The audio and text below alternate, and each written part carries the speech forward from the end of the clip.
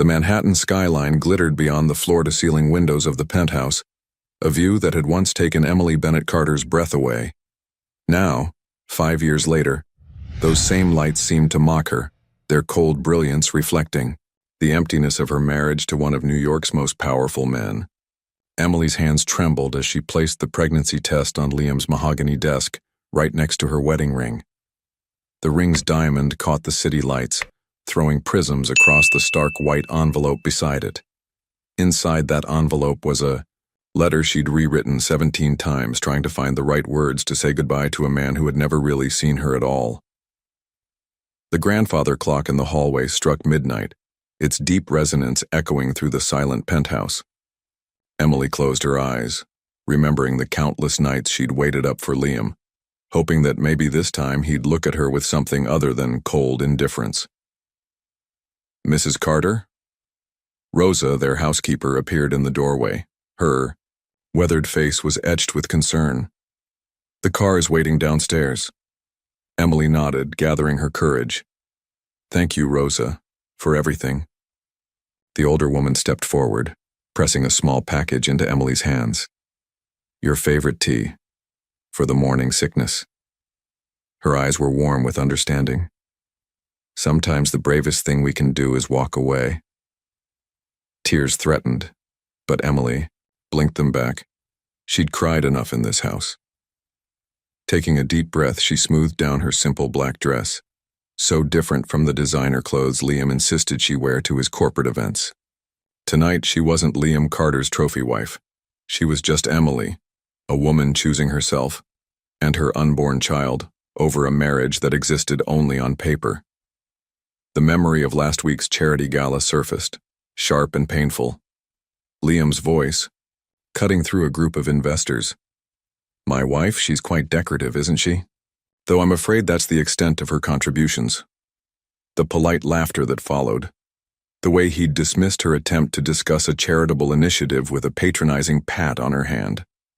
That night, like so many others, she'd locked herself in their marble bathroom, pressing her fists against her mouth to muffle her sobs. But this time was different. This time, she'd felt the first flutter of nausea that would lead her to buy a pregnancy test. Emily moved through the penthouse one last time, her practical flat silent on the hardwood floors. So different from the click of the heels Liam required her to wear, even at home. "Appearance is everything," he'd say, his tone making it clear she was part of that appearance, nothing more. In their bedroom, she paused. The king-sized bed was immaculate, untouched on Liam's side. He rarely came home before midnight, and when he did, he usually slept in the guest room.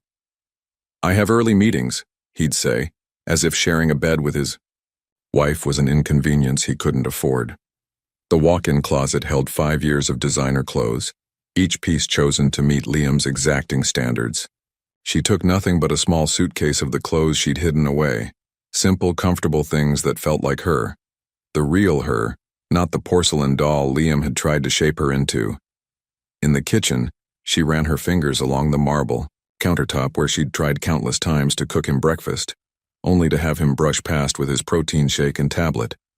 Too busy for such domestic trivialities. The dining room table where they'd sat in silence on the rare occasions he was home for dinner, his attention fixed on his phone. The elevator arrived with a soft chime. Emily stepped inside, her suitcase light despite the weight of the decisions it represented. As the doors closed, she caught a final glimpse of the life she was leaving behind. The crystal vases filled with flowers she wasn't allowed to arrange herself, the abstract sculptures chosen by Liam's interior designer, the photographs of their perfect life that told nothing but lies. The night doorman Miguel looked up as she crossed the lobby. Recognition flickered in his eyes, followed by understanding. He'd seen her cry too many times in the garden when she thought no one was watching. "Take care of yourself, Mrs. Carter," he said softly, holding the door open. "It's Bennett now," she replied, managing a small smile. "Just Emily Bennett." The black town car waited at the curb, its engine purring quietly in the mild spring night. Her uncle's most trusted driver, Wade, stood ready to whisk her away to the private airfield where a plane would take her home to Texas. to the sprawling ranch where she'd grown up believing in love and happy endings. As the car pulled away from the curb, Emily didn't look back at the towering buildings she'd called home. Instead, she pressed a hand to her still flat stomach where new life grew, a life she would protect from the cold emptiness that had characterized her marriage. "You'll never feel unloved," she whispered to her child. "I promise." The city. Lights blurred as tears finally fell, but they weren't tears of sadness. For the first time in 5 years, Emily Bennett Carter felt something she'd almost forgotten: hope. Somewhere above her, in his pristine office, Liam Carter worked late, into the night, unaware that his perfectly ordered world was about to crumble. By the time he found her letter, Emily would be halfway to Texas, leaving behind a man who had everything money could buy but had never learned the value of a heart freely given. The car merged onto the highway, carrying Emily toward a future that was uncertain, but entirely her own. Behind her, Manhattan's glittering towers receded, their lights no longer mocking, but releasing her from their cold embrace. She was going home. Not to the mansion in the sky that had been her prison, but to the wide-open spaces of Texas, where the morning sun painted the horizon in colors Liam would never appreciate, and where she could finally remember who she was, before she became Mrs. Carter. In her pocket, her phone buzzed, probably another demanding message from Liam's assistant about tomorrow's schedule of social obligations. Emily pulled out the device and, without looking at the screen, powered it off. Tomorrow's schedule didn't matter anymore. Tomorrow, she would wake up free. Liam Carter didn't notice anything amiss when he first entered the penthouse at 3 a.m. The silence was normal. He preferred it that way. Preferred not having to engage in pointless small talk about his day or listen to his wife's attempts at meaningful conversation. His Ferragamo shoes clicked against the hardwood floors as he made his way to his office, tablet in hand, mind still consumed with the merger he'd been orchestrating for the past 18 hours. The deal would add another billion to his empire. That's what mattered. That's what had always mattered. The first sign that something was different came when he pushed open his office door. A faint scent of jasmine, Emily's perfume, lingered in the air. She never came in here. It was an unspoken rule, like so many others in their carefully ordered life. "What were you doing in my office?" he muttered, irritation creeping into his voice even though she wasn't there to hear it. Then he saw them: the ring, the envelope, and something else he couldn't quite make out in the dim light. His hand found the switch, flooding the room with harsh fluorescent brightness. The diamond ring, the one he'd chosen because it was the most impressive, not because it suited her delicate hand, lay cold and lifeless on his desk. Beside it, a pristine white envelope bore his name in Emily's elegant handwriting. And, next to that, Liam's breath caught. A pregnancy test. "Ridiculous," he scoffed, but his usually steady hands shook slightly as he reached for the envelope. Emily was prone to dramatic gestures. Last month, she'd threatened to redecorate their formal dining room with warm, homey touches. He'd shut that down immediately. The room, like everything else in his life, was perfect as it was. The letter opener sliced through expensive paper with surgical precision. Inside, 3 pages of Emily's handwriting awaited him. He began to read, his trademark smirk fading with each word. "Liam, by the time you read this, I'll be gone. Not just for a day or a week, but forever. I've spent 5 years trying to turn this marriage into something real, something warm and living. But you can't warm up a statue, can you? And that's what you are, beautiful, perfect, and completely cold. I used to dream about the day you'd look at me and really see me, not as an accessory or an obligation, but as a woman who loved you despite your cruel words and colder silences. I imagined you'd realize that success isn't measured in billions but in moments of genuine connection. But last week, at the gala, when you dismissed me in front of everyone, again, I finally understood. You're not capable of change because you don't want to change. You're comfortable in your fortress of wealth and indifference. I could have endured it, Liam. I have endured it. But now there's someone else to consider." Liam's eyes darted to the pregnancy test. positive. The word blazed up at him like an accusation. I'm carrying your child, but I won't let them grow up thinking love is a weakness and warmth is a flaw. I won't let them learn that success means sacrificing every genuine emotion on the altar of appearance. Don't try to find me.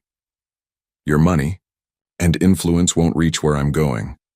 Consider this my gift to you, freedom from the burden of pretending to be a husband. You can finally be exactly what you've always wanted, completely alone with your empire. Emily. The letter crumpled in his fist. A strange sensation spread through his chest. Unfamiliar, uncomfortable. Was this panic? Richardson. He barked into his phone, not caring that it was nearly 4 a.m. His head of security answered on the first ring. Find my wife now. Sir? Richardson's voice was cautious. Mrs. Carter's phone appears to be turned off. Her credit cards haven't been used since yesterday afternoon. The last security camera footage shows her leaving the building at midnight in a black town car. Liam's jaw clenched. Find the car. We're trying, sir, but it's registered to a private company. They're not responding to our inquiries. Make them respond. The words exploded from him with unexpected force. In the ensuing silence, he could hear his own ragged breathing. Yes, sir. Right away. Liam ended the call and stood, moving to the window. The city sprawled before him, his domain where his word was law and his power absolute. Somewhere out there, Emily was slipping through his fingers like smoke. He caught his reflection in the glass. Impeccable suit, perfect hair, features arranged in their usual mask of control. But his eyes. There was something wrong with his eyes. Moving through the penthouse, he found himself in their bedroom. Her closet door stood open, designer dresses still hanging in perfect order. But the casual clothes she wore at home, the ones he always criticized, were gone. In the bathroom, her favorite vanilla lotion was missing from the counter. The simple silver necklace her grandmother had given her, the one he'd told her wasn't appropriate for a Carter, was gone from its usual place by the sink. Each absence felt like a physical blow. He'd never noticed how much space she occupied until she'd taken herself out of it. The kitchen still held traces of her morning routine. The expensive coffee maker he'd never learned to use, the delicate teacup she'd left in the dish rack. She'd tried to make him breakfast every morning for the first year of their marriage. He'd never once sat down to eat it. His phone buzzed. Richardson again. The car company is owned by Robert Bennett. Liam's teeth ground together. Her uncle, the Texas rancher who'd looked at him with barely concealed contempt at their wedding. Get me everything on Bennett. Properties, business dealings, everything. Already done, sir. He owns a ranch outside Austin, 10,000 acres, very private. Local law enforcement is uncooperative with outsiders. Of course, she'd gone home, to the sprawling ranch where she'd grown up, where she'd been Emily Bennett, the woman who smiled easily and believed in love. Before he'd turned her into Mrs. Carter, who learned to hide her tears and silence her dreams. Get the jet ready. Sir, it's the middle of the night. Now. Alone again, Liam returned to his office. The pregnancy test seemed to mock him from his pristine desk. A child. His child. Growing inside the woman who'd finally had enough of his perfect, empty world. For the first time in decades, Liam Carter felt something crack in his carefully constructed armor. It wasn't quite pain. He'd forgotten how to feel that long ago, but it was discomfort, unease. A gnawing sensation that whispered he'd finally gone too far, pushed too hard, lost something precious he hadn't known he wanted to keep. Dawn was breaking over Manhattan as his driver sped him toward the private airfield. Emily was out there carrying his child, believing him incapable of love. She was wrong. She had to be wrong. Wasn't she? Dawn painted the Texas sky in shades of pink and gold as Emily's Uncle Robert's truck rumbled down the familiar dirt road toward Bennett Ranch. The ancient pickup's windows were rolled down, letting in the sweet morning air that smelled of grass and freedom. So different from the sterile, climate-controlled atmosphere of her Manhattan prison. You doing okay there, sweetheart?" Uncle Robert's weathered face creased with concern as he glanced her way. He'd been waiting at the private airfield when her plane landed, wrapping her in a bear hug that smelled of leather and sunshine. Emily managed to smile, one hand resting protectively over her stomach. "I'm better now." The words came out stronger than she expected. "I just need some time to remember who you are," he finished, nodding sagely. "Well, there's no better place for that than home." The ranch house appeared around the bend, its wraparound porch and whitewashed walls exactly as she remembered. Her childhood home stood proud against the rising sun, solid and real in a way the Manhattan penthouse had never been. Aunt Ruby burst out the screen door before the truck even stopped, her silver hair escaping its braid, apron dusted with flour. "Land's sake, girl, you're thin as a rail. What's that man been feeding you, air and caviar?" The laugh that bubbled up from Emily's chest surprised her. When was the last time she'd really laughed? Ruby's famous buttermilk biscuits would fix. "That right up," she said, climbing down from the truck. "Already in the oven, sugar." Ruby enveloped her in a flour-dusted hug, along with your favorite blackberry preserves from last summer's harvest. Emily's eyes filled with tears. In the penthouse, meals were carefully planned by nutritionists and prepared by private chefs. Liam insisted on a strict diet. Appearances matter in our circle, darling. And the joy of simple comfort food had become just another sacrifice on the altar of his expectations. "Now don't you worry about a thing," Ruby continued, steering her toward the house. "Your room's all ready, just like you left it.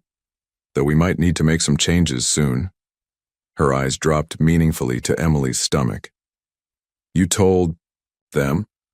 Emily looked at her uncle, who was carrying her small suitcase up the porch steps. "Didn't have to," he replied. "Your aunt's got a sixth sense about these things. Plus, you've got that glow about you." Inside, the house wrapped around her like a warm blanket. The familiar scent of coffee and baked goods mixed with furniture polish and fresh flowers from Ruby's garden. The antique grandfather clock in the hallway chimed 7, so different from the modern monstrosity in the penthouse that had counted down the hours of her imprisonment. "Breakfast first," Ruby declared, "then rest. Dr. Reynolds is coming by this afternoon to check on you." "Ruby, I don't need—" "Don't argue with your aunt, girl." Uncle Robert's tone was gentle but firm. "Let us take care of you for a while." In the kitchen, sunlight streamed through gingham curtains Emily had helped Ruby sew when she was 12. The oak table, scarred and beautiful with decades of family meals, bore no resemblance to the cold marble and glass dining set Liam had imported from Italy. Ruby set a plate of warm biscuits in front of her, along with eggs from their own chickens and thick-cut bacon from the Miller farm down the road. Simple food, made with love. Emily took a bite and nearly cried at the burst of flavor. "When's the last time you had a proper meal?" Ruby's sharp eyes missed nothing. "Liam has had very specific ideas about appropriate food choices." The words came out more bitter than she intended. "Well, that man isn't here to starve you anymore." Ruby's tone could have stripped paint.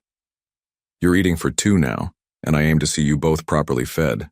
As if on cue, a wave of morning sickness rolled through Emily. She pressed a hand to her mouth, but Ruby was already there with fresh ginger tea, an old family remedy. "Small sips," she instructed. "Your mama swore by this when she was carrying you." The mention of her mother, gone 10 years now, brought fresh tears. "I wish she was here." "Oh, sugar." Ruby stroked her hair. "She is. In every sunrise over those fields, every wild rose in the garden, every bit of strength you found to leave that cold-hearted man. Catherine Bennett didn't raise a daughter to accept less than real love." The screen door creaked, and Uncle Robert came in with an armful of fresh eggs. "Got the hands working on fixing up the old cottage by the creek," he announced. "Thought you might like your own space once you're settled." Emily remembered the cottage, a charming 2-bedroom structure where the ranch foreman used to live. "You don't have to. Already decided?" He set the eggs down and kissed the top of her head. "Besides, gives me something to do besides worry about you." A truck engine rumbled in the distance. Through the window, Emily saw dust rising from the road. Her heart seized. Was it Liam? Had he found her already?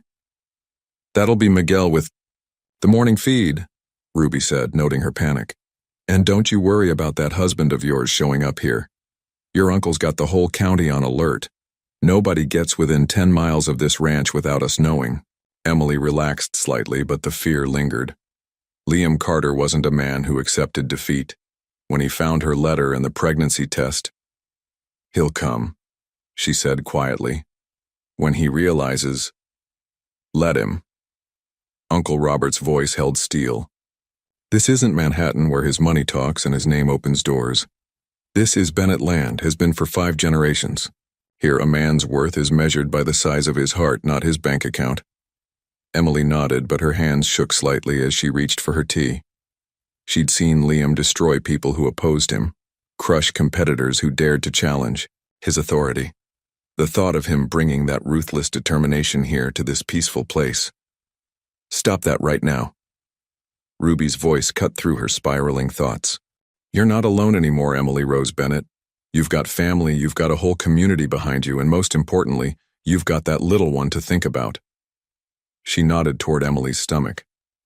"Time to let us help you be strong." The morning breeze carried the scent of Ruby's roses through the open window, along with the distant lowing of cattle and the cheerful barking of the ranch dogs.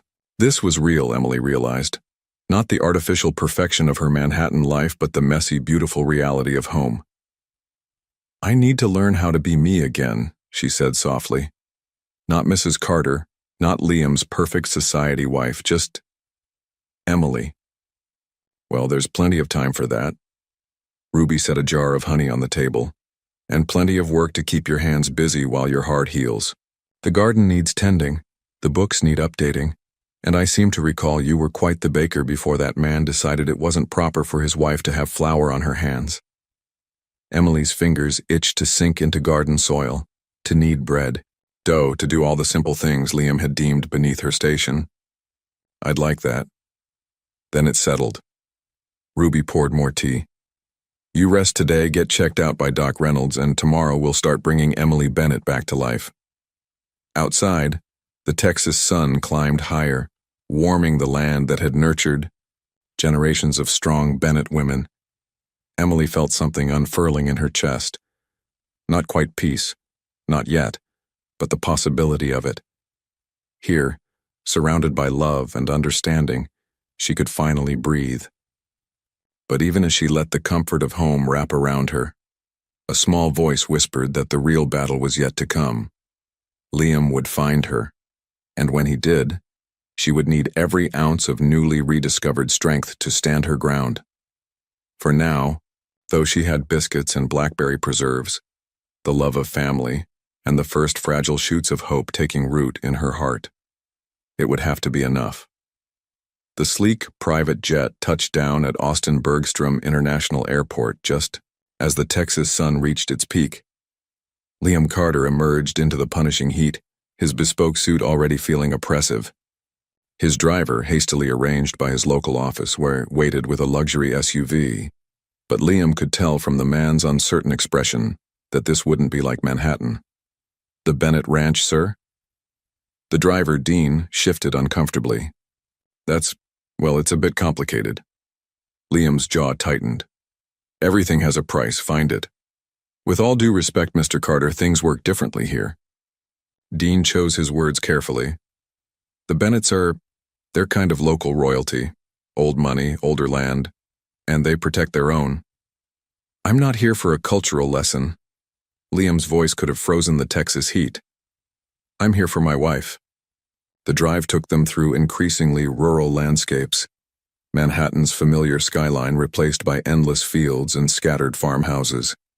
Liam's phone signal grew weaker until it disappeared entirely. He felt his control slipping with each mile. An hour into the drive, they approached a small town. The sign read, "Welcome to Cedar Creek, population 2,847. Dean pulled into a local diner. "We should stop here first," he suggested. "Get some local insight." Liam wanted to refuse, but his usual tactics were useless without cell service. He followed Dean into Bell's diner, immediately feeling every eye in the place turn toward him. The conversations didn't stop, but they shifted. His Italian leather shoes and tailored suit might as well have been a neon sign reading "Outsider." Behind the counter, a woman in her 60s studied him with knowing eyes. "You must be Liam Carter," she said as he approached. Her name tag read, "Betty." "Figured you'd show up sooner or later." Liam's practiced smile did nothing to warm her expression. "Then you know why I'm here." "I know you're looking for Emily Bennett." She emphasized the last name. "I also know you'd do better to turn around and head back to whatever big city you came from." "She's my wife." "A piece of paper doesn't make someone yours." Betty's voice carried, meant to be heard. 5 years of treating her like she was nothing. That's what makes her not yours anymore. Anger flared in Liam's chest. "You don't know anything about my marriage. We know enough." A man at the counter turned toward them. His weathered face had seen decades of sun. "We know every time that girl came home to visit, she was a little more broken, a little more quiet, until she wasn't our Emily anymore." "Your Emily?" Liam's laugh was cold. "She's Emily Carter, my wife, and she's carrying my child." The diner went silent. Real silence this time. Betty's eyes narrowed. "So that's what brought you running. Not love, not concern, just your precious legacy. I don't have to explain myself to you." Liam turned to leave but found his path blocked by 2 large men in ranch wear. "Actually, you do." The taller one spoke softly. "See, Emily's family. Not by blood, but by something stronger. We watched her grow up. Watched her fall in love. With a man who promised her the world but gave her a cage instead."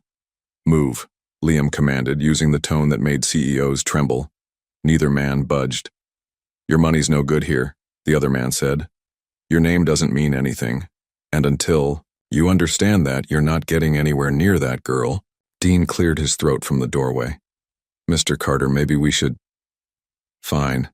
Liam straightened his jacket. "I'll find her myself." "Good luck with that." Betty's voice followed him out.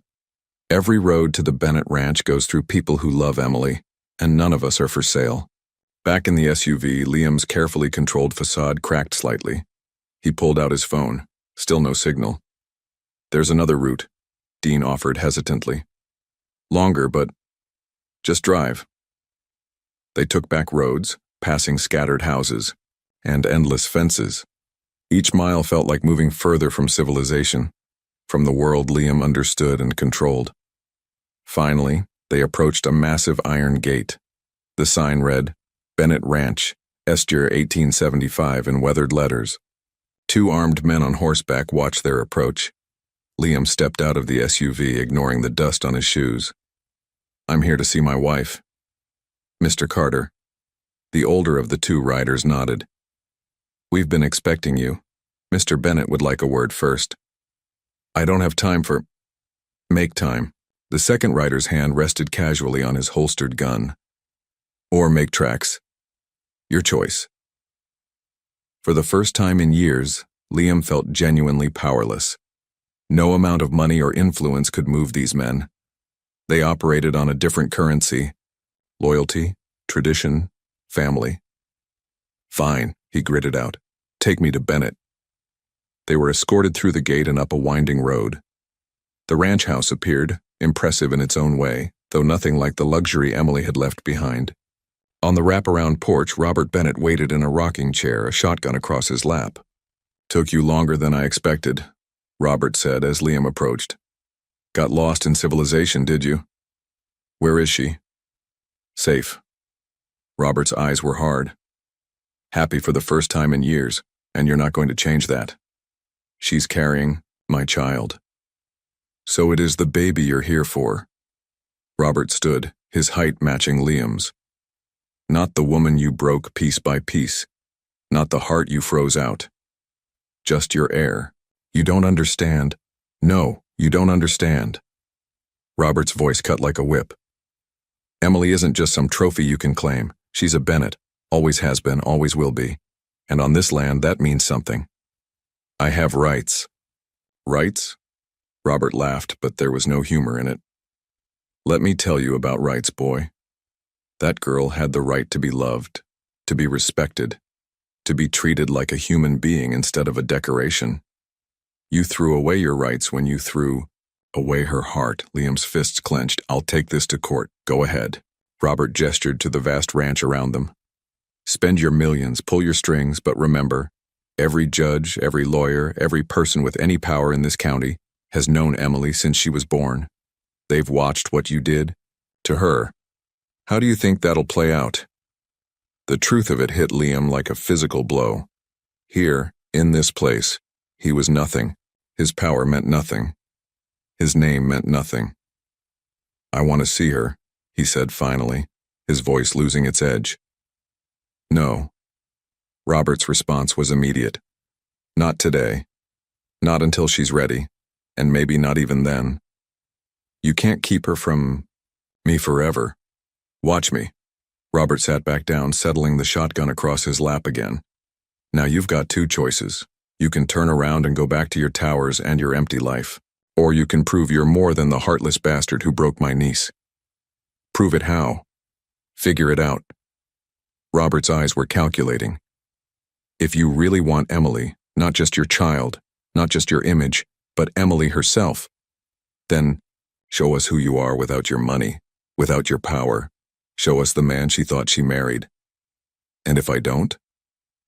Then the next time you come on my land uninvited, you'll find out just how serious we are about protecting our own. The sun was setting as Dean drove them back toward Austin, painting the sky in colors Liam had never noticed before. He looked down at his expensive suit, his imported shoes, all the trappings of power that meant nothing here. For the first time in his adult life, Liam Carter felt completely lost. The carefully constructed walls of his world were crumbling, and in their ruins, he faced an uncomfortable question. Who was he without his empire? More importantly, who did he need to become to win back the woman who had finally stopped waiting for him to love her? 3 days into her new life at Bennett Ranch, Emily woke to the sound of roosters instead of traffic. Her old bedroom remained unchanged. Cheerful yellow walls, handmade quilt, and photographs of a smiling girl who believed in happy endings. She touched her still flat stomach, whispering a quiet good morning to the life growing inside her. Your daddy's in town, Ruby announced over breakfast, watching Emily carefully. Betty from the diner called. Said he came storming in yesterday like he owned the place. Emily's hands trembled slightly as she set down her teacup. How did he seem? Like a man who just discovered his money can't buy everything. Ruby's tone softened. Your uncle dealt with him. Made it clear you're not seeing anyone until you're good and ready. Relief and anxiety warred in Emily's chest. Part of her had hoped Liam wouldn't come at all, that she meant so little to him he'd simply let her go. Another part, the part that still remembered why she'd fallen in love with him, had prayed he'd prove her wrong. I need to keep busy, Emily declared, standing up. The cottage still needs work, right?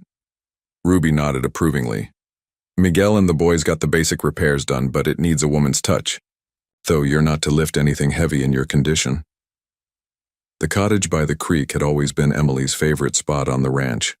As a girl, she dreamed of living there someday, making it her own little paradise. Now, as she walked, the familiar path, those dreams felt both painful and healing.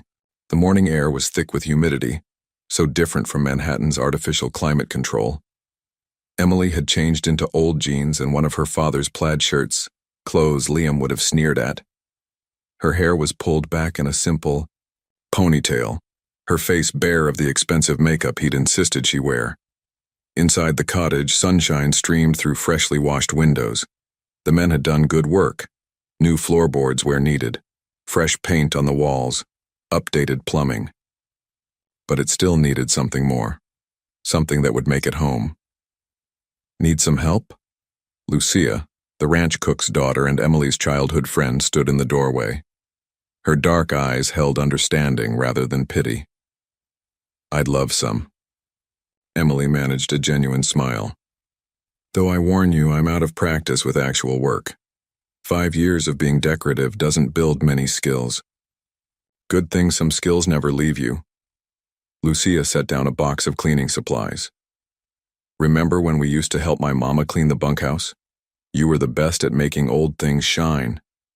Together they opened windows, scrubbed surfaces, and arranged the furniture Uncle Robert had brought over from storage. Each task felt like reclaiming a piece of herself. He's staying at the Cedar Creek Inn, Lucia mentioned casually as they hung curtains. Your husband. Half the town's watching him, reporting back to your uncle. Emily's hands stilled on the fabric. What's he doing? Nothing, mostly. Sits in his fancy rental car with his fancy phone that doesn't work out here. Looks lost. Lucia paused. He's different than I expected, less powerful, Emily supplied. That's because his power doesn't work here. No networks to manipulate, no people to intimidate, no money to throw around. Is that why you fell in love with him, the power? Emily sat heavily in the window seat, memories washing over her. No, I fell in love with the man I thought I saw underneath all that. There were moments, tiny cracks in his armor, when he seemed almost human, almost capable of love. But they were just moments. They got rarer and rarer until... Emily touched her stomach again. Until I realized I couldn't let my child grow up thinking that's what love looks like. A truck engine rumbled outside. Both women tensed, but it was just Doc Reynolds arriving for Emily's checkup. The older woman bustled in with her medical bag, shooing Lucia out with a knowing smile. Let's see how Mama and Baby are doing, shall we? The examination was thorough but gentle. Doc Reynolds had delivered Emily and most of the children in the county. Her weathered hands were competent and kind. Blood pressure's a bit high, she noted. Not surprising given the stress, but we'll need to watch that. She patted Emily's hand. This little one's going to need you strong and healthy. I know, Emily bit her lip. But with Liam here... Listen to me, girl. Doc Reynolds fixed her with a stern look. That man had 5 years to be worthy of you. He failed. You don't owe him anything. Not your time, not your peace of mind, and certainly not your health. But the baby needs a mother who knows her own worth. The doctor began packing up her supplies. Now I want you resting when it's hot, eating properly and staying away from anything that raises your blood pressure, including certain billionaires who shall remain nameless. Emily laughed despite herself. Yes, ma'am. After Doc Reynolds left, Emily continued working on the cottage. Each small decision, where to place a lamp, which pictures to hang, felt like an act of rebellion against the controlled perfection of her life with Liam. Around noon, Ruby appeared with lunch and news. Your husband tried to come up to the ranch again. Your uncle sent him packing. Emily's sandwich turned to ash in her mouth.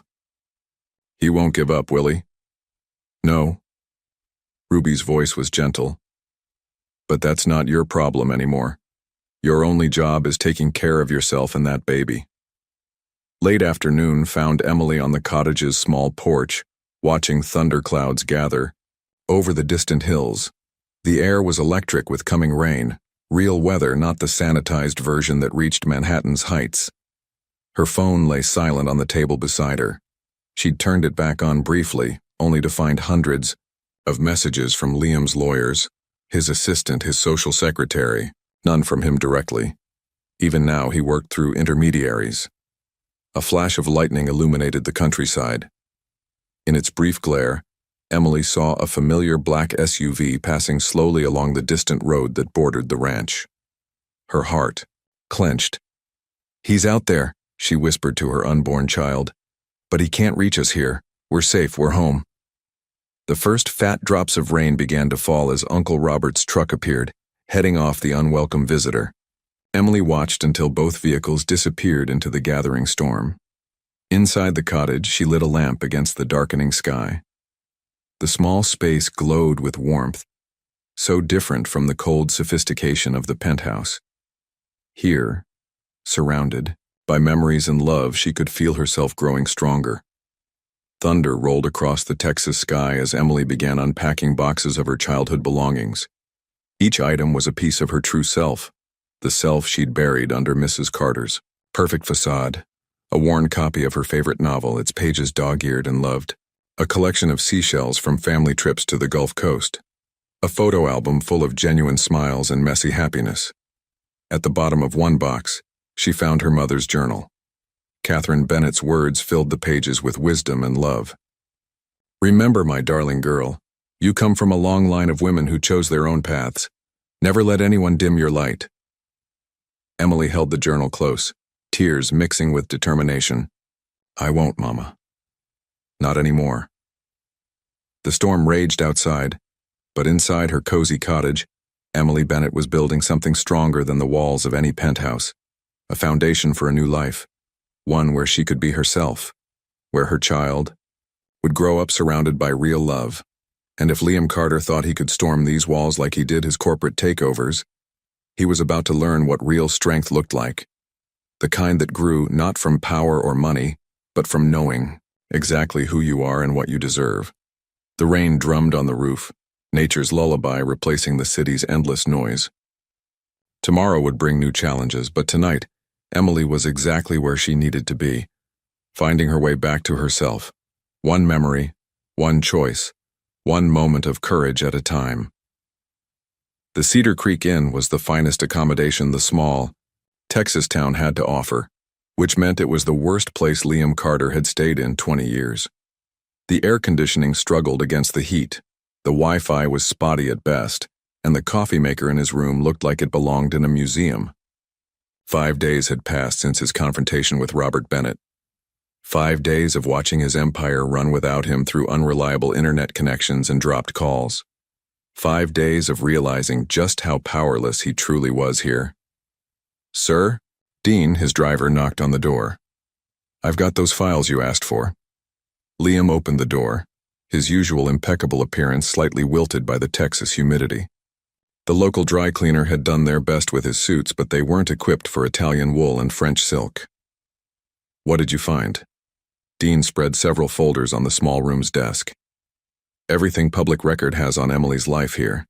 School records, local newspaper articles, community involvement. She was really something. Liam picked up the first folder.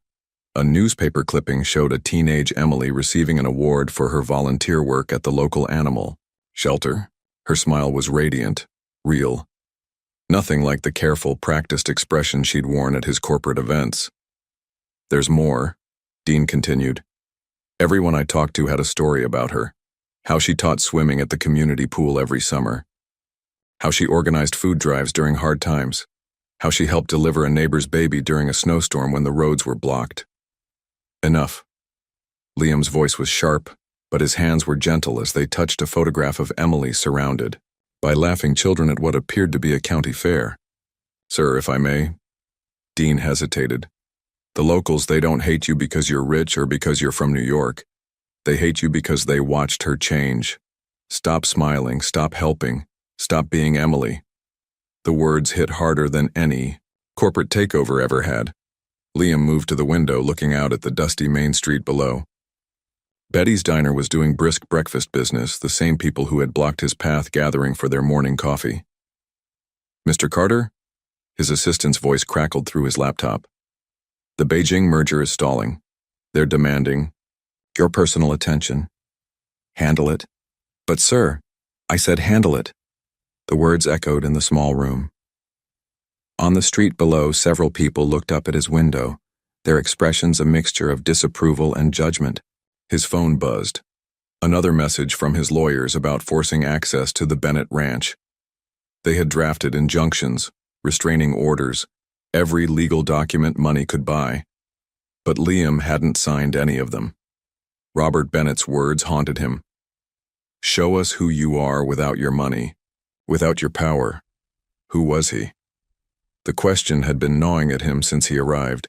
In New York, he was Liam Carter, business titan, the man who could buy or crush anything in his path. Here, he was just a man who had broken something precious and didn't know how to fix it. Dean, he said suddenly, what do people do here? Normal people? The driver looked startled. Sir? During the day, when they're not. He gestured vaguely at his laptop, his phone, all the trappings of his usual life. Well, Dean thought for a moment. There's Jack's hardware store. He's looking for help since his son went off to college. The community center always needs volunteers. The Miller farm is short-handed for the harvest. Manual labor? Liam's incredulity was evident. You asked what normal people do. Dean's voice held a challenge. Normal people work with their hands, help their neighbors, build things instead of buying them. Liam looked down at his manicured hands, soft from years of boardrooms and luxury. What had he actually built? His empire was made of acquisitions and hostile takeovers. Even his marriage had been a business transaction, the perfect wife, to complete his perfect image. A knock at his door interrupted his thoughts. Betty from the diner stood there holding a paper bag. Breakfast, she said before he could speak. Real food, not that fancy room service mess you've been picking at. I didn't order. Emily used to love my biscuits and gravy. Betty's eyes were sharp, but not unkind. Said they reminded her of home. Course that was before you decided she needed to count every calorie and watch every bite. Shame, an unfamiliar emotion, crept up Liam's neck. I was trying to protect her image. No, you were trying to control her. There's a difference. Betty set the bag down. Eat, then maybe take a walk around town. See the place she loved before you made her forget how to love anything. After she left, Liam opened the bag. The smell of real, homemade food filled the room. When was the last time he'd eaten something that wasn't prepared by a celebrity chef or measured by a nutritionist? He took a bite of the biscuits and gravy, and memories flooded back. Emily, in their first year of marriage, trying to recreate her aunt's recipes in their state-of-the-art kitchen. The way he'd dismissed her efforts, insisted on professional catering, told her it wasn't appropriate for his wife to cook. The food turned to ash in his mouth.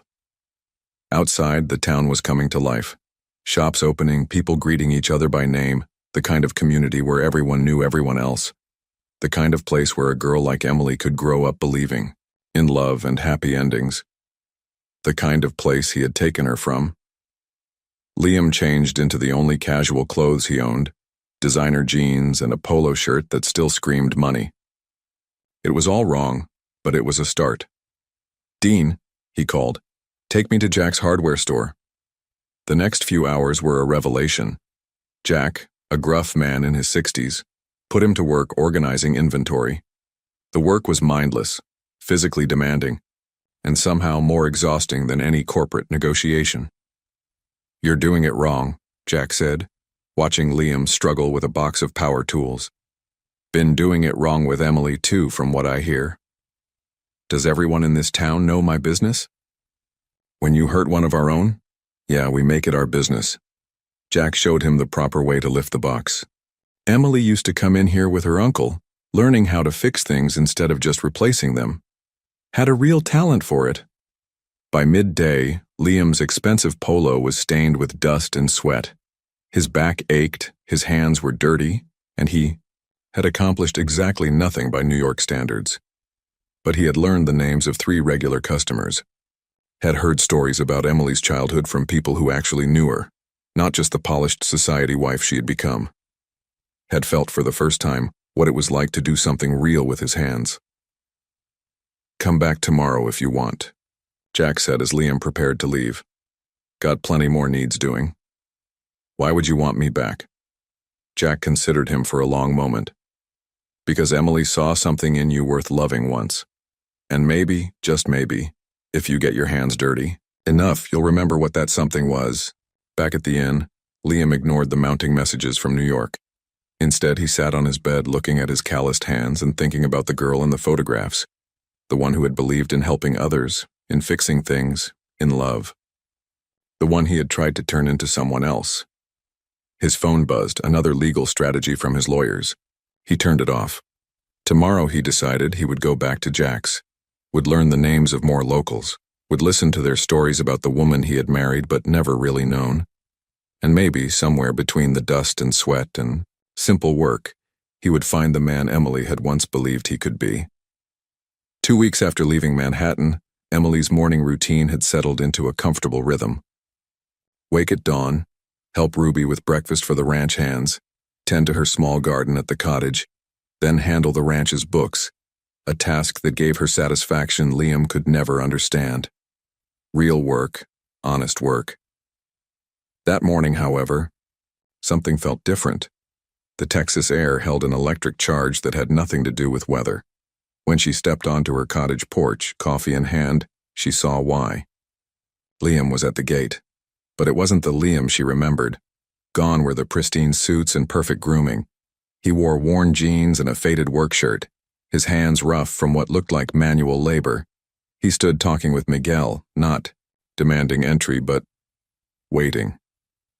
Emily's hand instinctively went to her stomach, now showing the slightest curve. Her child, their child, stirred as if sensing her tension. "He's been coming every morning for a week," Lucia said, appearing beside her with fresh muffins. "Just stands there talking to whoever's on duty. Yesterday he helped fix Miguel's truck." Liam Carter fixed a truck. The words felt foreign in Emily's mouth. "According to Jack at the hardware store, he's been working there. Actually working, not just throwing money around." Lucia studied her friend's face.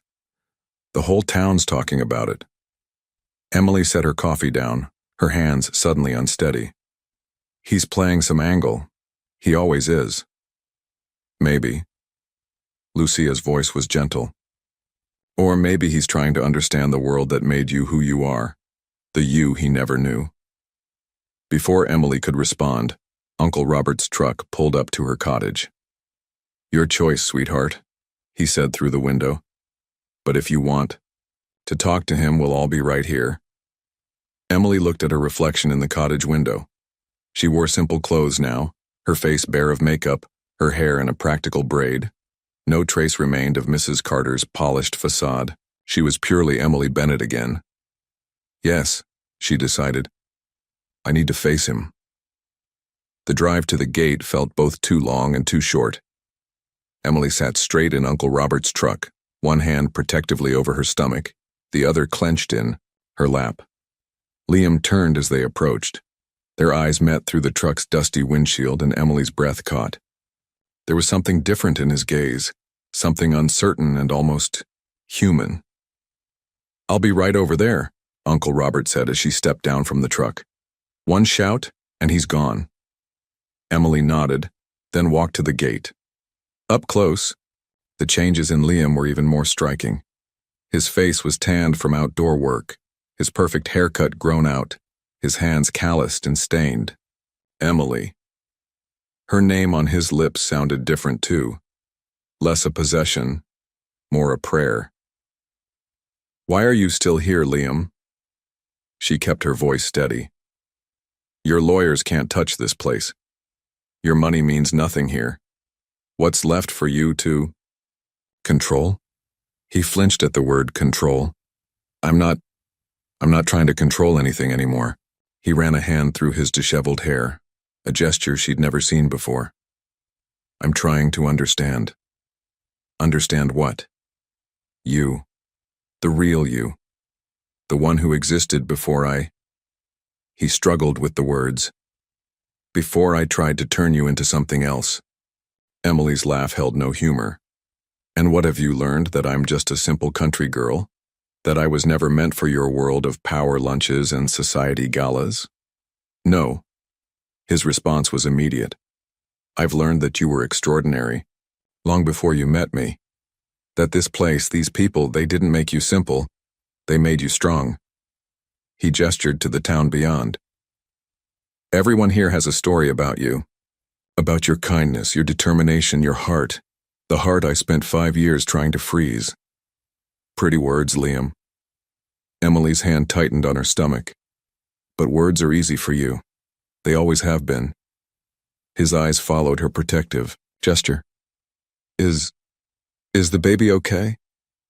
The genuine concern in his voice almost broke her composure. "The baby's fine, growing strong, just like its mother." "Emily, He gripped the gate, knuckles white. "I don't know how to do this. How to be real. But I'm trying. For the first time in my life, I'm trying." "Why?" Because I'm carrying your air? Because I damaged your perfect image by leaving? Because I miss you." The words exploded from him, raw and uncontrolled. Not the wife I created. Not the perfect Mrs. Carter. I miss the way you used to look at me like I could be better than I was. The way you tried to make our house a home before I shut down every attempt. The way you loved me before I taught you not to. Emily's carefully constructed walls trembled. "Don't," she whispered. "I've spent 2 weeks in this town," he continued, his voice rough. "Working at Jack's Hardware, learning names, hearing stories. Yesterday, I helped deliver Mrs. Miller's calf.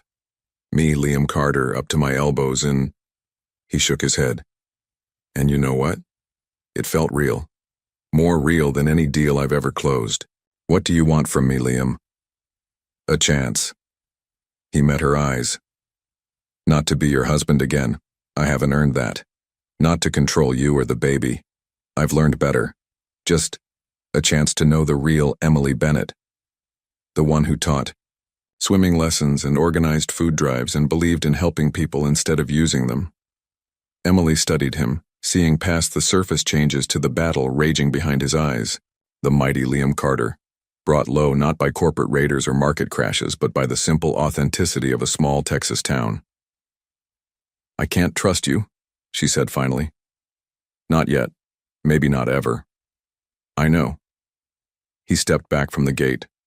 "But I'll be here, working at Jack's, learning to use my hands instead of my wallet, trying to understand the world that shaped you." He paused. "And if you're ready to talk again, I'll be at Betty's Diner every morning at 7. Just to talk. About the baby, about the weather, about anything you want." Emily felt tears threatening. "And if I'm never ready? Then I'll still be grateful for these weeks, for seeing who you really are, even if I had to lose you to do it." He turned to go, then stopped. "You're glowing, you know. Pregnancy suits you. You look free." She watched him walk away, his expensive shoes dusty from the Texas dirt. He moved differently now, without the predatory grace that had once defined him. Instead, he walked like a man carrying a heavy burden, the weight of his own awakening. Uncle Robert's truck pulled up beside her. "You okay, sweetheart?" Emily touched her stomach, feeling her child move beneath her hand. "I don't know," she answered honestly. "He's different." "People can change," her uncle said carefully, "if they want it bad enough. And if they don't?" Emily turned to him, letting her tears fall. "If this is just another corporate strategy, then you're still Emily Bennett, still strong, still loved." He helped her back into the truck. "And that baby of yours will know what real love looks like, whether Liam Carter learns to give it or not." As they drove back to the cottage, Emily watched Liam's figure grow smaller in the side mirror. He didn't look back, didn't try to push for more. Instead, he walked toward town, toward another day of manual labor and small-town life. Either the best performance of his life, or the beginning of real change. Only time would tell which. The late afternoon sun cast long shadows across Betty's Diner as Emily sat in a corner booth, absently stirring her decaf coffee. 3 days had passed since her confrontation with Liam at the gate, and she'd found herself here, watching him every morning through the window. He came at 7, exactly as promised, ordered plain black coffee, and sat quietly at the counter, never pushing, never demanding. "He's different with the locals now," Betty said, sliding a plate of chicken pot pie in front of Emily. "Doctor's orders. You need the protein." Emily smiled weakly. Her morning sickness had evolved into all-day queasiness, though Doc Reynolds assured her it was normal. "Different how?" "Listens more than he talks. Actually seems interested in people's stories." Betty's shrewd eyes studied Emily's face. "Yesterday, he spent an hour helping old Joe fix his wheelchair ramp. The Liam Carter who first stormed in here would never have touched a hammer." The bell above the door chimed. Lucia entered, covered in dust from the ranch, and slid into the booth across from Emily. Your husband's got quite the fan club forming. Emily raised an eyebrow. What do you mean? The Miller kids adore him. Turns out the big bad billionaire knows magic tricks. Lucia stole a bite of pot pie. And Mrs. Rodriguez says he's been taking Spanish lessons from her grandson. Actually trying to learn, not just throwing money at a tutor. It's an act, Emily insisted, but her voice lacked conviction. It has to be. Does it? Lucia leaned forward. Because Jack says he's never seen anyone work so hard to learn something they're terrible at. Your man's got blisters on top of blisters, but he keeps showing up. Emily's hand went to her stomach, a protective gesture that had become habit. The baby moved, as if responding to her turmoil. He asked about the nursery, Betty mentioned, casually. Not demanding to be involved, just wanted to know if you had everything you needed. I don't want his money, Emily said sharply. Honey, he wasn't offering money. Betty's voice softened. He was asking if you needed help painting. Said he's gotten pretty good at it, working on the community center with Jack. The words hit Emily like physical blows. Each one challenged her carefully constructed image of Liam as the heartless corporate raider who had tried to freeze her soul. I found something, Lucia said quietly, pulling a worn leather notebook from her bag. In the old storage room at the ranch. Thought you should see it. Emily recognized her mother's handwriting immediately. The journal was dated from the year before Catherine Bennett died. Read the marked page, Lucia urged. Emily's hands trembled as she opened to the ribbon bookmark. My darling girl brought home a young man today. Ambitious, driven, wrapped in armor so thick he probably thinks no one can see through it. But I see the way he watches Emily when he thinks no one's looking. The way his carefully constructed walls crack just a little when she laughs. There's a heart in there, buried under years of frost. The question is, will he let her warmth reach it before his cold freezes her fire? Mama saw it, Emily whispered. She saw him, the real him, before I did.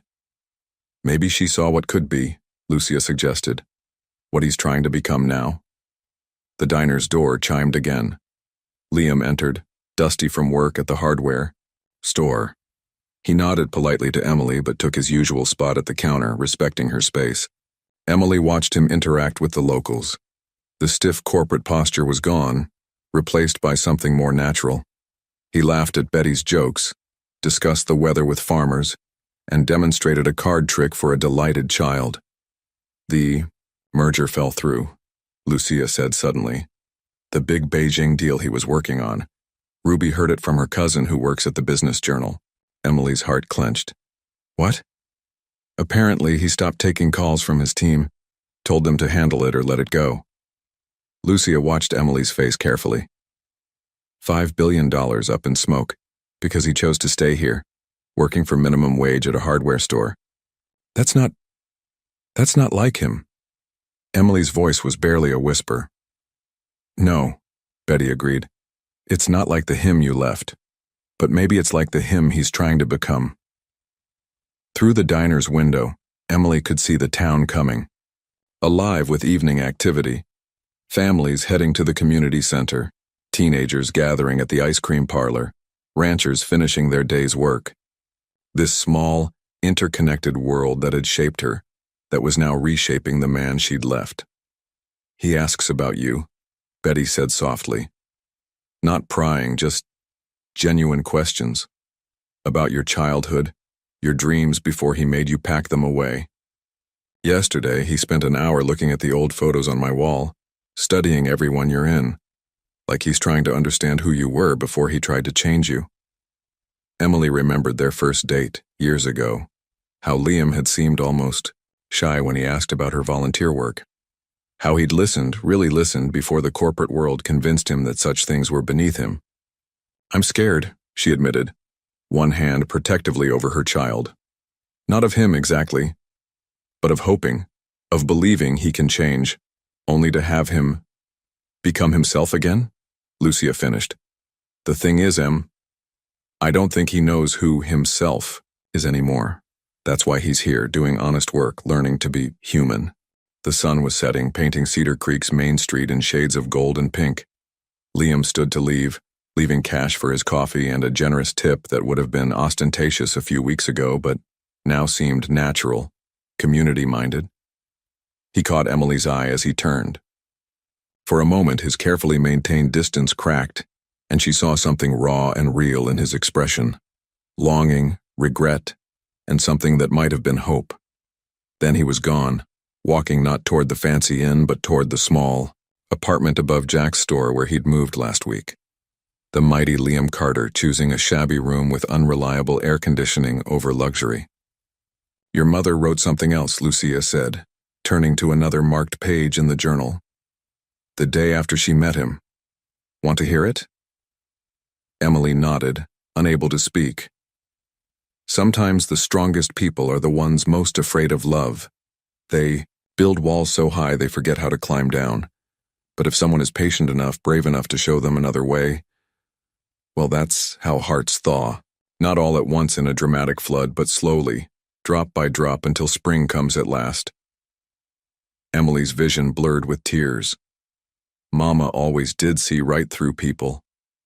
"She saw you too," Lucia pointed out. "Saw your strength, your capacity for love, your ability to help others heal. Maybe that's why she trusted you with him." "I failed." The words tasted bitter. "Did you?" Betty joined them, sitting in the booth. "Or did it just take longer than you expected? Sometimes a seed needs winter's frost before it can bloom in spring." Outside, the Texas night was falling. Through the window, Emily could see Liam's figure under a streetlight, helping Mrs. Miller with her groceries. No cameras, no audience, no one to impress, just a man learning, step by step, how to be part of something bigger than himself. "I'm not ready," she said finally. "To trust, to hope, to let him in. No one's asking you to be." Lucia squeezed her hand. "But maybe, just maybe it's okay to watch, to wait, to see if this new Liam, the one who fixes porches and learns magic tricks and chooses small-town life over corporate empires, is real." Emily touched her mother's journal, feeling the echo of Catherine Bennett's wisdom across the years. "Drop by drop," she whispered, "until spring comes at last." The baby moved again as if in agreement. Outside, life in Cedar Creek continued its gentle rhythm, healing hearts one small kindness at a time.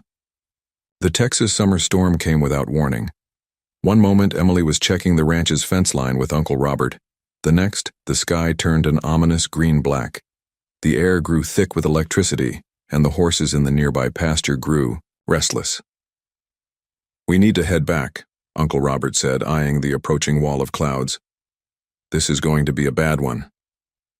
They were still a mile from the main house when the first drops fell. Within seconds, the rain became a deluge. Lightning split the sky, followed immediately by thunder that made their truck shudder. Emily's hands tightened on the steering wheel.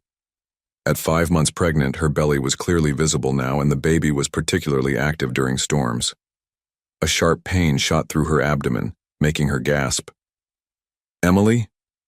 Uncle Robert's voice was sharp with concern. "I'm fine," she managed, but another cramp hit stronger this time. The world swam before her eyes. "Pull over, now!" She barely managed to stop the truck before another wave of pain crashed over her. Through the rain-streaked windshield, she could see debris flying past. Branches, leaves, pieces of metal roofing torn loose by the wind. "The baby," she whispered, panic rising in her throat. "Something's wrong." Uncle Robert was already on his phone, but the storm was interfering with the signal. "Doc Reynolds isn't answering. We need to get you to the hospital in Austin." "That's 2 hours away." The words ended in a cry of pain. "Cedar Creek Medical Center," he decided. "It's closer. They can at least stabilize you."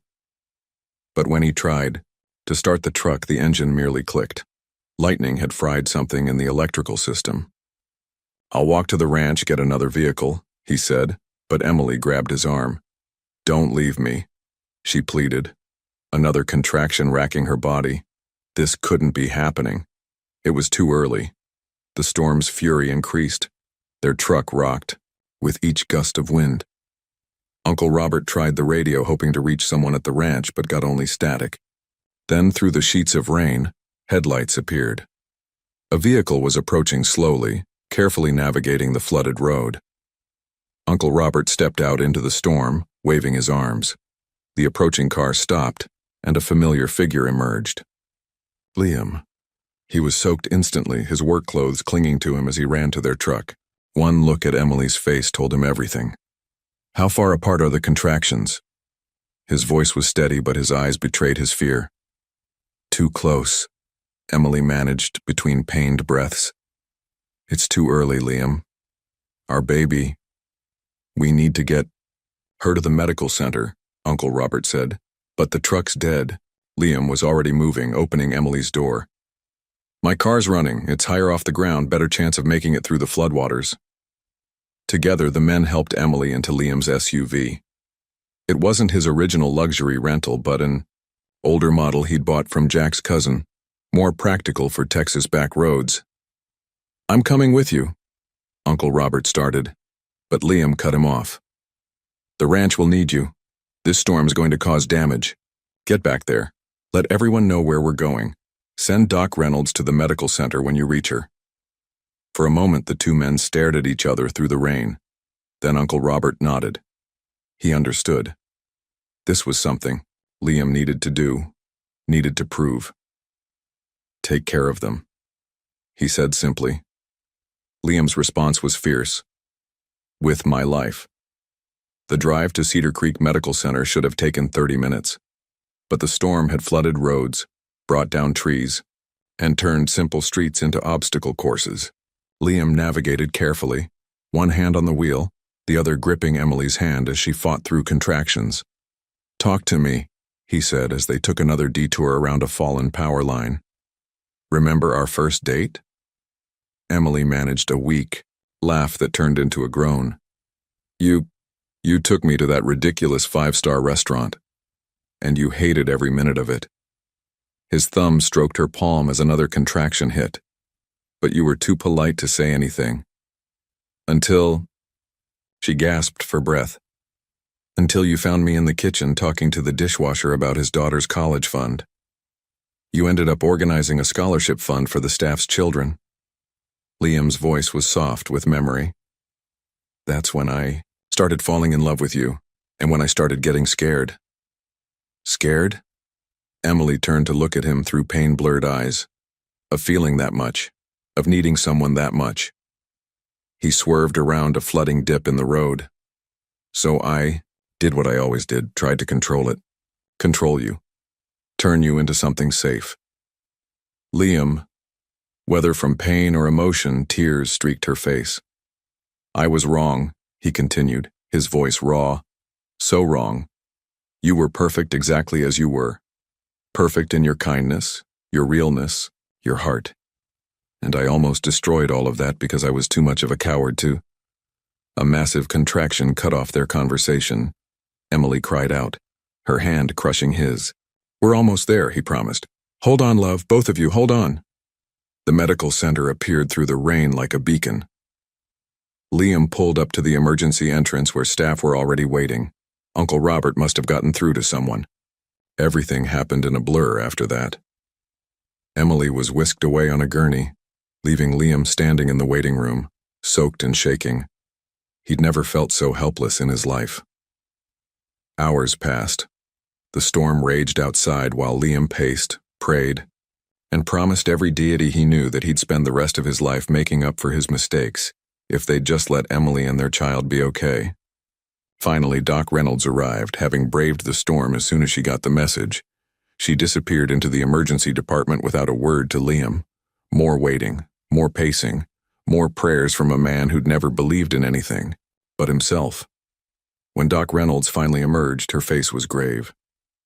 The baby's in distress. Emily's blood pressure is dangerously high. They're preparing for an emergency C-section. Can I? Liam's voice broke. Can I see her? The doctor studied him for a long moment. 2 minutes. That's all I can give you. Emily lay pale against the hospital sheets, monitors beeping around her. When Liam entered, her eyes found his immediately. I'm sorry, they both said at once. No. Liam moved to her side, taking her hand. You have nothing to be sorry for. I'm the one who... God, Emily, I wasted so many years trying to change the most beautiful thing in my life instead of changing myself. Liam, she whispered, if anything happens, nothing's going to happen. His voice was fierce. You're the strongest person I know. You and our baby are going to be fine. And then I'll spend the rest of my life proving I can be worthy of you. Not with money or power or any of that meaningless garbage, but with love, with trust, with everything I should have given you from the start. Tears slid down Emily's temples. I'm scared. Me too. He pressed his forehead to hers. But you taught me something these past weeks. Sometimes being strong means admitting you're scared. Sometimes love means letting go of control. The medical team entered, ready to take Emily to surgery. As they prepared to separate them, Emily gripped Liam's hand. Stay, she whispered. Please stay. Wild horses couldn't drag me away, he promised. I'm done running from love. As they wheeled Emily away, Liam stood in the hallway, his heart beating in time with the storm outside. Everything he'd ever truly wanted hung in the balance, and for once in his life, no amount of money or power could guarantee the outcome. All he could do was wait and hope and pray that he hadn't realized the truth too late. Dawn broke over Cedar Creek Medical Center, the storm finally exhausted after raging through the night. Liam stood at the window of Emily's hospital room, watching the sun paint the rain-washed world in shades of gold. Behind him, 2 heartbeat monitors beeped steadily. One for Emily, still sleeping off the surgery, and one for their tiny daughter, safely delivered despite arriving weeks early. Mr. Carter? A nurse entered quietly. Your daughter's ready for her morning feeding. Liam turned from the window as they wheeled in the clear hospital bassinet. Inside, wrapped in a soft pink blanket, lay Catherine Rose Carter, named for the grandmother who had seen through Liam's walls before anyone else. Emily should wake soon, the nurse said, checking vital signs. The medication's wearing off. Liam approached the bassinet, still amazed by how something so small could completely reshape his world. Catherine's tiny fingers wrapped around his calloused thumb, hands rough now from honest work instead of smooth from boardroom battles. Tell me again. Emily's voice, weak but clear, came from the bed. What happened after they took me to surgery? Liam moved to sit beside her, keeping one hand connected to their daughter. He'd told this story 3 times since she'd first awakened, but he understood her need to hear it again. The surgery was complicated, he said softly. Your blood? Pressure kept spiking. Doc Reynolds said, she said we might lose you both. His voice cracked at the memory. I've never been so scared in my life. Not when I made my first million, not when I lost my first billion. Nothing compared to the thought of losing you. Emily's hand found his, squeezing weakly. But you stayed. Of course I stayed. I'm done running. He brought her hand to his lips. I stood in that waiting room making deals with God. Promised I'd give away every penny I own if you'd both be safe. Swore I'd spend the rest of my life being the man you deserved instead of the man I thought I had to be. And then Doc Reynolds came out crying and smiling at the same time. Said our little girl was a fighter just like her mama. Said you'd both pulled through. He smiled at the memory. Uncle Robert burst in right after. Turned out the whole town was in the waiting room. Betty had brought food. Jack closed the hardware store early. Even Mrs. Miller's kids were there with get-well cards they'd made in the storm. Tears slid down Emily's cheeks. Our daughter was born into love. The kind of love I never understood before. Liam helped Emily sit up, slightly, then lifted Catherine from her bassinet. The kind that's not about possession or appearance or control. The kind that's about community and sacrifice and choosing each other every day. As he placed their daughter in Emily's arms, the morning sun streamed through the window, catching the simple gold band he now wore on his right hand, not his. Old wedding ring, but one he'd bought from Jack's brother, the local jeweler. A symbol not of ownership, but of promise. "I filed the papers yesterday," he said quietly. "Transferred control of Carter Enterprises to the board. Kept enough shares to ensure our daughter's future, but—" He took a deep breath. "I bought the old Miller place instead, the ranch that borders your uncle's land." Emily's eyes widened. "Liam, I'm not asking to move in with you," he added quickly. "I know we have a long way to go, but I want to be close. Want to learn ranching from the ground up. Want our daughter to grow up knowing both sides of her heritage. Not just the power and privilege, but the strength and community that made her mother who she is." "What about your empire?" Emily adjusted Catherine gently as she began to fuss. "Your life in New York? That wasn't living, that was existing." He watched as she began to feed their daughter. "These past weeks in Cedar Creek taught me more about real success than 20 years in Manhattan. Success isn't about what you own, it's about who you become." A knock at the door interrupted them. Uncle Robert entered, followed by Aunt Ruby, carrying an enormous basket of food. "The waiting room's full again," Ruby announced, setting down her burden. "Whole town's been praying for all three of you." "They can come in if Emily's feeling up to it," Liam suggested. "They're family too, in their own way." Emily's eyes filled with fresh tears at his words. "You really have changed." "No," he corrected gently. "I've remembered the man I was before ambition froze my heart. The man your mother saw possibility in, the man you loved before I taught you not to." Ruby began organizing the room, setting out fresh flowers and arranging food on the small table. Uncle Robert moved to the window, giving them space while keeping watch like he'd done Emily's whole life. "I'm not asking for forgiveness," Liam continued. "Not yet. I haven't earned it. But I'm asking for a chance to be a father to our daughter. A chance to show you day by day that my love for you is stronger than my fear of feeling it." Catherine had fallen asleep at Emily's breast, tiny fingers curled against her mother's skin. In her face, Liam could see both of them, Emily's gentle strength, his stubborn determination.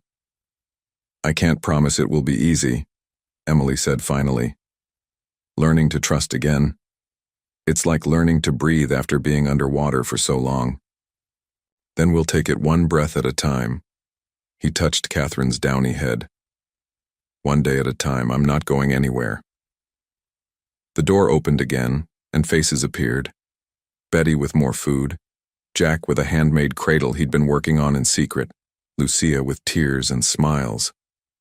The room filled with the warmth of community, of family chosen and earned. "Well?" Betty demanded, hands on her hips. "Does our newest citizen have a name?" "Catherine Rose Carter," Emily announced. The room fell silent at the name, understanding its significance. "After my mother, who saw the truth in both our hearts." "Perfect name for a Texas rose," Ruby approved, wiping her eyes. As the room filled with gentle conversation and loving presences, Liam stood by Emily's bed, one hand on their daughter, the other holding Emily's fingers. Outside, Cedar Creek was coming back to life after the storm. He could see Jack's hardware, from the window, the community center where he'd learned to value service over power, the diner where he'd learned to listen instead of command. "Emily," he said softly, for her ears alone. "I know we have to start over, build something new from the ashes of what I burned, but I want you to know, the man you met that first night, the one who listened to your dreams before he forgot how to hear them, he's back, and this time he's here to stay." Emily looked up at him, really looked at him, perhaps for the first time since she'd fled Manhattan. She saw the changes in his face, not just the tan and the harder muscles, from physical work but something deeper. The frost in his eyes had melted, replaced by warmth and humility and hope. "One day at a time," she agreed, and shifted Catherine slightly, making room for him to sit beside them. Above them, the Texas sun blessed the scene with golden light, while all around them love bloomed like wildflowers after rain, resilient, beautiful, and completely free. If you were Emily after seeing Liam's genuine transformation, From powerful, controlling billionaire to a humble man working in a hardware store, would you give him a second chance? Or are some wounds too deep to heal, even when love still exists? Leave your opinion in the comments. Thank you for watching. If you enjoyed the story, please subscribe to our channel and leave a comment below letting us know what you thought. Your feedback and support mean a lot to us. Stay tuned for more exciting stories.